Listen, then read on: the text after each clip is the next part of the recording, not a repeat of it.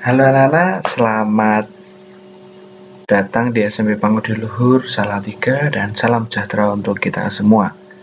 Perkenalkan, nama Bapak Aditya Hanung Wicaksono di sini akan menjelaskan tentang kurikulum yang ada di SMP Pangudi Luhur Salatiga.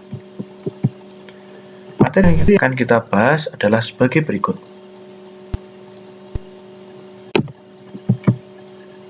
Yang pertama, tentang definisi dari kurikulum.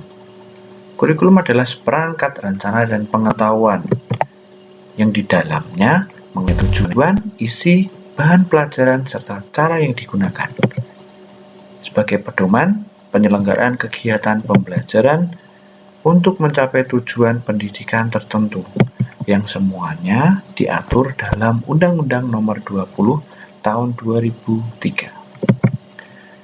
Ini merupakan kegiatan KBM di dalam kelas di SMP Pangudi Luhur Salatiga.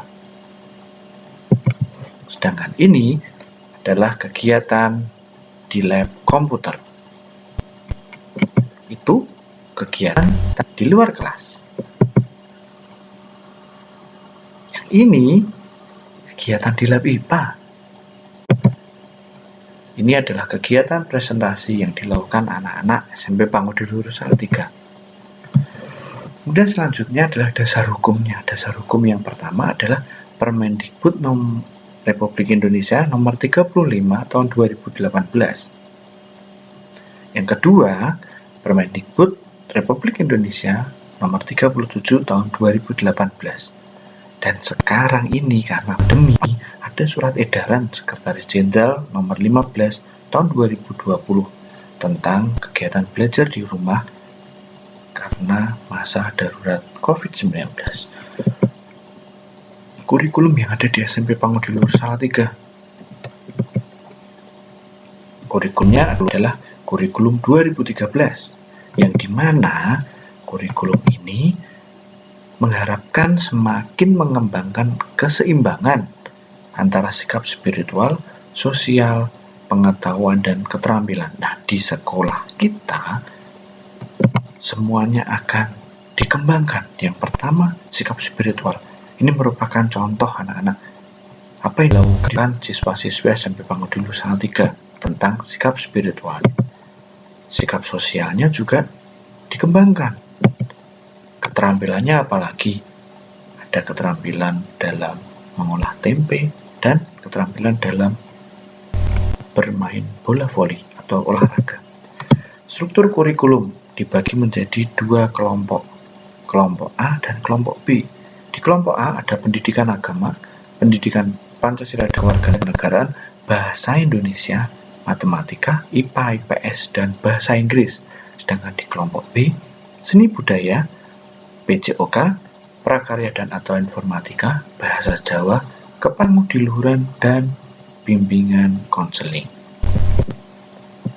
Penilaian pembelajaran di SMP Pangudi Luhur Salatiga dibagi menjadi 3, penilaian sikap, pengetahuan, dan keterampilan.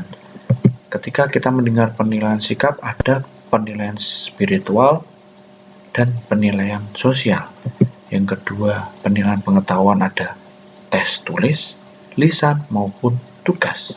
Sedangkan penilaian keterampilan ada praktek, produk, proyek, dan teknik lainnya. KKM. Apa sih KKM itu?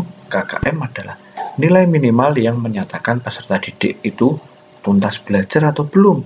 Nah, di SMP Pangudi Luhur Salatiga, KKM-nya adalah 75. Digunakan untuk semua mata pelajaran.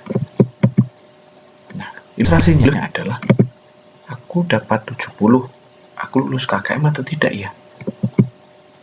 Guru menjawab, kamu belum lulus KKM. Kamu harus ikut remedial. Kenapa tidak lulus KKM? Karena di bawah 75. Sudah paham? Syarat untuk kenaikan kelas telah menyelesaikan semua program pembelajaran selama 1 tahun. Ketidakhadiran siswa tanpa keterangan 10% dari hari belajar efektif. Mencapai ketuntasan pada mata pelajaran agama, pendidikan kewarganegaraan, dan kepangudiluhuran. Deskripsi nilai sikap sosial, spiritual, dan kepangudiluhuran minimal B. Nilai pramuka minimal B. Sedangkan Nilai yang belum mencapai kriteria ketuntasan minimal maksimal 2 mata pelajaran. Baru dikatakan anak tersebut naik kelas. Kalender pendidikan dalam 1 tahun, namun Pak Adit bagi menjadi per semester. Ini adalah merupakan semester 1. Sedangkan ini semester 2. Jadwal pelajaran karena kita masa pandemi, kita menggunakan pembelajaran daring. Nanti di hari Senin, Selasa, Rabu, Kamis, dan Jumat, kalian melakukan absensi pagi, kemudian mengikuti pembelajaran, dan absensi siang dan refleksi. Sedangkan di hari Sabtu, untuk jam keempat, kalian akan menerima BK, wali kelas, dan pramuka berbeda di setiap minggunya. Kegiatan PDR dilakukan menggunakan Google Meet, Google Classroom, dan Google Form.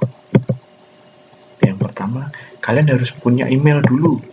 Emailnya harus email pribadi, atau kalau tidak email orang tua yang namanya harus diganti nama anak.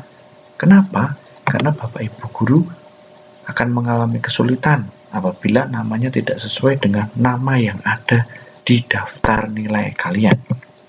Yang kedua adalah menggunakan Google Classroom, karena ini digunakan untuk pembelajaran atau kelas virtual kalian.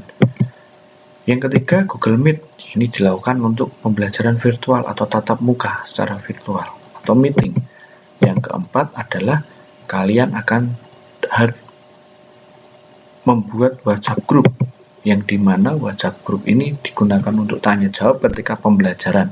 Dan di WhatsApp grupnya per kelas dan per maba.